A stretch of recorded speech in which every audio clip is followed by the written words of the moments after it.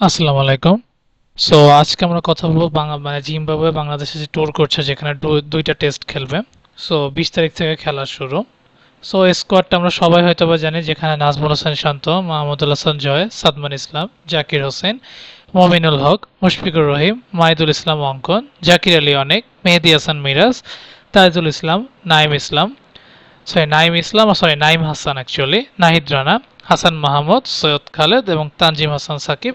এই স্কোয়াডটা হচ্ছে জিম্বাবুয়ের সাথে খেলার জন্য দুইটা টেস্ট। প্রথমত এটা ফার্স্ট টেস্টের স্কোয়াড, সেকেন্ড টেস্ট হয়তো একটু চেঞ্জ হলেও হতে পারে, আর মনে হয় না খুব একটা চেঞ্জ আসবে।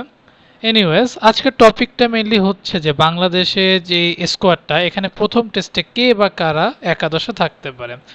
সো প্লেইং ইলেভেনটা অ্যাকচুয়ালি সম্পূর্ণ আমার মতামত। অন্য কারো মতামত যেটাই আসুক, যেটাই হোক না কেন, আপনি অবভিয়াসলি আমাকে কমেন্ট বক্সে জানাবেন। সো আমি অবভিয়াসলি আমার ওপেনিং ব্যাটসম্যান সাদমান ইসলামকে রাখবো। তার প্রথমত আমি যুক্তি দিব, 2024 সালে বাংলাদেশ টোটাল 10টা টেস্ট খেলেছে। 2024 সালে টোটাল বাংলাদেশ 10টা টেস্ট খেলেছে, হ্যাঁ, যার মধ্যে সাদমান ইসলাম 7টা টেস্ট খেলেছে।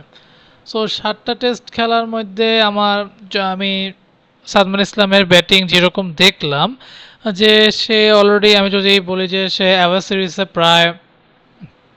সিরিজে সে ইন্ডিয়ার সাথে একটা 50 করেছে, শ্রীলঙ্কা, যেটাকে বলা ওই যে পাকিস্তানের সাথে সে প্রায় একটা 90+ ইনিংস খেলেছে, অ্যান্ড ওয়েস্ট ইন্ডিজে যে প্রায় 60-র মতন একটা ইনিংস খেলেছে। সো আমি অবভিয়াসলি সাদমান ইসলামকে চাবো, যে কিনা 7 ম্যাচে আপনার প্রায় 300+ রান করেছে। সো সাদমান ইসলাম আমার কাছে মনে হয় ফর্মে আছে। শুধুমাত্র সাউথ আফ্রিকা সিরিজে সে ভালো খেলতে পারে নাই, এটা নিয়ে তেমন একটা কোনো কথা বললাম না। সাদমান ইসলাম হবে আমার ফার্স্ট ওপেনার। সেকেন্ড ওপেনার আমি জাকির হাসানকে যাচ্ছি। তার বড় রিজন হচ্ছে, যতটুকু আমরা আজকে পিচ দেখে বুঝলাম, বা কালকে আরও ডিটেলসে বোঝা যাবে, আর যেহেতু একটা বৃষ্টির আছে, জাকির হাসান আমি যতটুকু জানি যে খুবই অ্যাগ্রেসিভ মাইন্ডের ব্যাটসম্যান।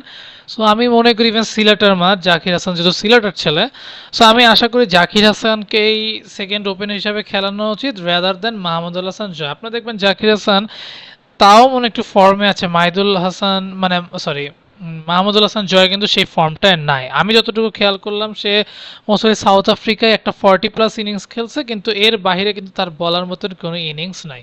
সো আমার সেন্স অফ হিউমার বলে সাদমান ইসলাম এবং জাকির হাসানই হবে আমার এই প্লেইং ইলেভেনের মানে ওপেনার, যেটা যেটা আমি সিলেক্ট করলাম।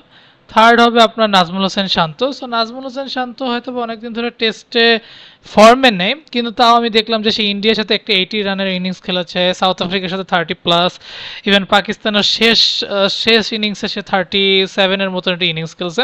সো আশা করবো নাজমুল হোসেন শান্ত তার ফর্মটা ভেঙে অবভিয়াসলি ভালো ফর্মে ব্যাক করবে। ওডিআইতে সে বরাবরই আমাদের বাংলাদেশের লাস্ট 2 ইয়ার্স ধরে সে ওডিআইতে খুব ভালো খেলেছে, আশা করি টেস্টেও সেই ফর্মটা সে ধরে রাখবে।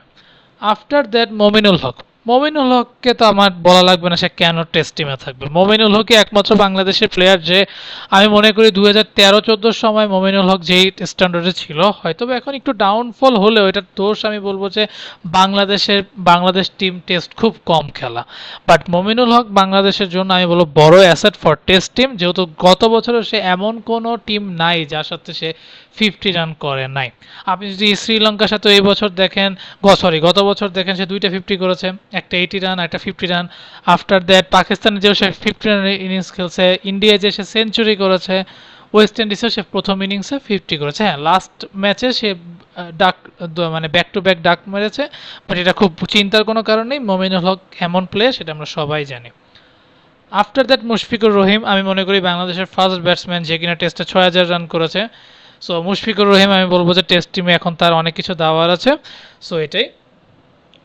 আফটার দ্যাট আমাদের আসছে, যেহেতু আমাদের লিটন কুমার দাস এই নেই, সো আমি বলবো যে এখন আমাদের জাকির আলী অনেককেই এই দায়িত্বটা নিতে হবে লিটন কুমার দাসের। নট ফর উইকেট কিপিং, আমি লিটন কুমার দাসের কথা বললাম কারণ জাকির আলী অনেকের এখন দায়িত্ব, যে লিটন কুমার দাস দেখবেন অনেক সময় যখন আমাদের 4টা ব্যাটসম্যান কলাপস করে, লিটন কুমার দাস কিন্তু সেই দায়িত্বটা নেয়। সো এই হিসাবে চিন্তা করলে জাকির আলী অনেককে আমি চাই যে সে দায়িত্বটা ভালো মতন নেক। আরেকজন আছে মাহিদুল অঙ্কন, হয়তোবা তাকেও খেলানো হতে পারে, কারণ as a wicket keeper Mahidul অঙ্কনকে আমাদের বাংলাদেশ টিম ওই কারণেই নিয়েছে। Zakir Hasan most probably wicket keeping now করতে পারে যদি জয় খেলে, জয় খেলার ইভেন জাকির হাসানের খেলার কথা না, কারণ একজন ওপেনার মানে ওপেনিং ব্যাটসম্যান কখনোই উইকেট কিপিং ওভাবে হয়তো বা করতে পারবে না, কারণ একটা ক্লান্তিরও ব্যাপার আছে।